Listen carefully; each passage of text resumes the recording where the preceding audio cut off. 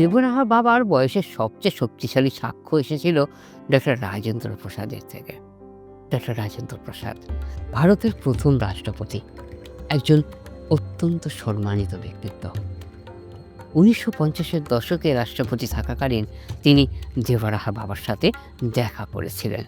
সেই সময় তিনি বলেছিলেন, আমার পিতা যখন ছোট ছিলেন তখন তিনি দেবরাহা বাবার কাছে গিয়েছিলেন। দেবরাহা বাবার পায়ে বসে তিনি শিক্ষা নিয়েছিলেন। সেটা ছিল 1850-এর দশকের মাঝামাঝি। আর তখনও দেবরাহা বাবা একজন বৃদ্ধ সাধুই ছিলেন।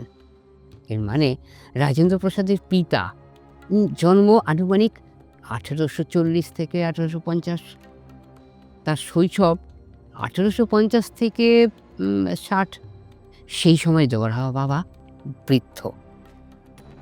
এবং রাজেন্দ্র প্রসাদ যখন নিজে বাবার সাথে দেখা করলেন সেটা 1950-এর দশকে, মানে 100 বছর পর। দেবরাহা বাবা তখনও জীবিত, একজন রাষ্ট্রপতির সাক্ষ্য। এটা কিন্তু ইগনোর করা বেশ কঠিন।